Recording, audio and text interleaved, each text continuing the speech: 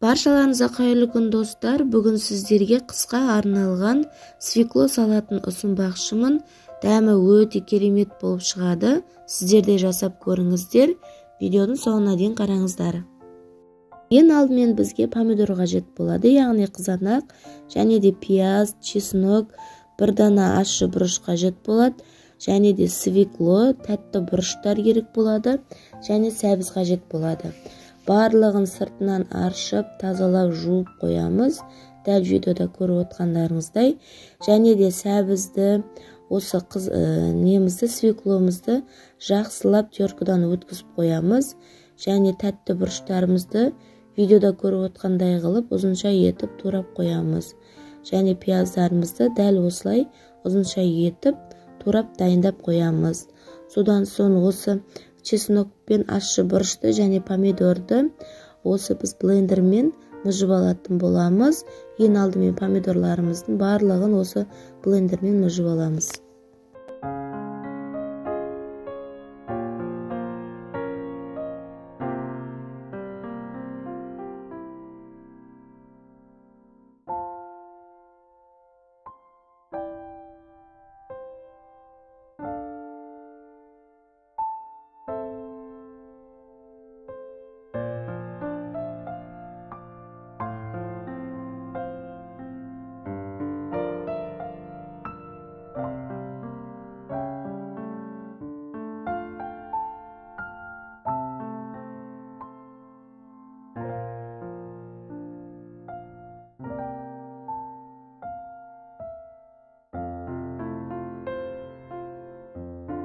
Мінекей достар, біз қызанақтарымызды, чесногымызды және ащы бұрышымызды дайындап қойдық.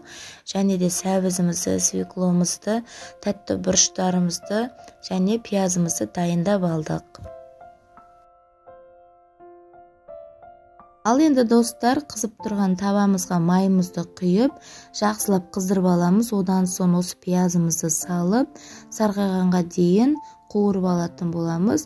Мінекей видеода көріп отқандарыңыздай сарғайып, әдемі болып қуырылып болды.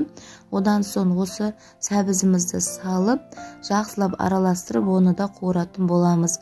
Сәбізіміздің суы шыққанға дейін қуырамыз. Мінекей біздің сәбізімізде суы шығып, әдемі болып қуырылды. Енді осы сәбіздеріміздің үстіне свекломызды да салып, оны да жақсылап араластырамыз, бір-біріне біріктіріп. Содан соң суы шыққанға дейін осы свекломыздың соған дейін қуырып алатын боламыз. Мінекей осында суы шығып, әдемі болып қуырылып тұр. Енді үстіне тәтті бұрыштарымызды саламыз, яғни жасыл бұрыш пен қызыл бұрышты осылай бөліп турап қойғанмын. Барлығын араластырып, енді жақсылап қуыратын боламыз. Жақсы, осы сәбізіміздің, свекломыздың және де осы тәтті бұрыштарымыздың суы шыққанға дейін осылай қуырып аламыз. Одан соң осы чесноктарымызды саламыз, және де бір түйір ащы бұрышымызды салып, жақсылап тағы да қуыратын боламыз.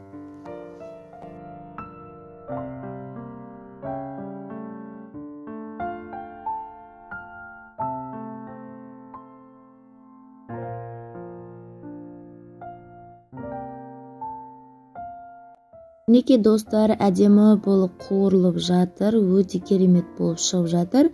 Енді үстіне осы қызанағымызды құйып, жақсылап араластырып, қызанағымыз қайнағанға дейін отта ұстайтын боламыз. Дәл осылай видеода көріп отқандарыңыздай қайнайды. Мінекей жақсы болып қайнап жатыр. Енді отымыздың астын баяулатамыз. Және де үстіне 3 ас қасық қант саламыз, 3 ас қасық тұз салатын боламыз. Және де оның араластырып, отымыздың астын баяулатып, кем дегенде 45 минуттай қайнатамыз. Осылай видеода көріп отқандарыңыздай жаймен қайнауы қажет болады. Салаттарымыз қайнап жатқаннан кейін осылай арасында араластырып тұруымыз қажет. Мінекей достар, біздің салатымыз керемет болып қайнап жатыр. Енді біз банкілерімізді суға салып, стерилді қылып дайындап аламыз. Мінекей банкілеріміздің барлығын жуып тазалап, осылай буға стерилді қылып жасап қойдық. Және де крышкаларымызды да дәл солай ыстық суға 2-3 минуттай қайнатып аламыз. Мінекей достар, біздің салатымызға кем дегенде бір 15 минутымыз қалды. 15 минут қалғаннан кейін осылай қара бұрыштың, түйір бұрышын салатын боламыз. Осылай көз мөлшерімен 10 шақты, 20 шақты штугын саламыз. Және де 9% уксустан 2 ас қасықтан осы салатымызға құятын боламыз.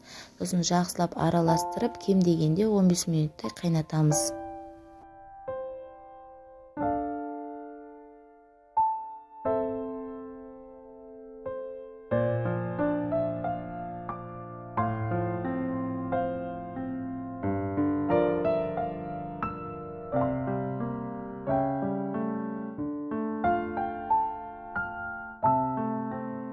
Ал енді достар, біздің салатымыз өте керемет болып, дайын болып шықты.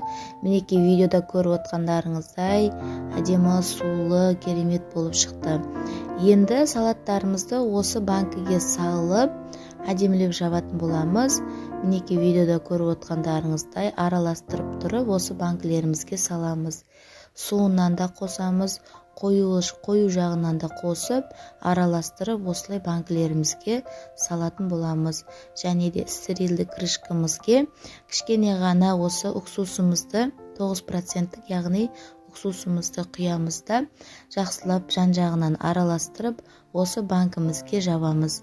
Мінекей видеода көріп отқандарыңыздай, осындай крышкамызге кішкене ғана уксусымызды құйып, жақсылап осылай айналдыра араластырып, керек емес бөлігін осы басқа крышкаларге құйып тастаймыз. Одан соң осы банкімізге салып, яғни жауып, одан соң банкімізді жауып тастаймыз. Міне видеода көріп отқандарыңыздай жасаңыздар сіздерде.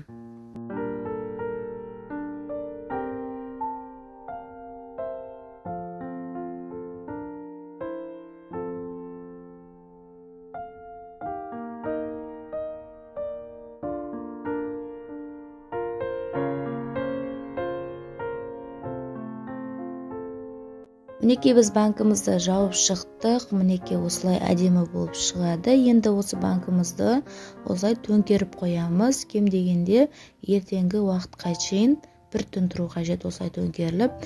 Және де үстін жылы жаңадай майлықтармен жауып қойсаңыздар болады. Жылы күйінде ертеңге дейін осылай банкілеріміз төңкеріліп тұру қажет.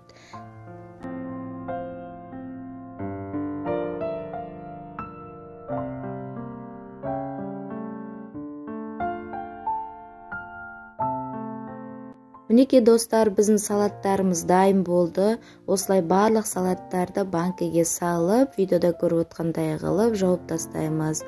Мінекей біздің салаттарымыз керемет болып шықты. Қысқа арналған салат, өте пайдалы, денсаулыққа тағаммен қосып жеуге де болады. Өте керемет болып үйлеседі тағамдармен. Сіздер де жасап көріңіздер, және де менің каналыма тіркеліп, лайк басып, комментарий жаза кетіңіздер. Барлықтарыңызға ас болсын.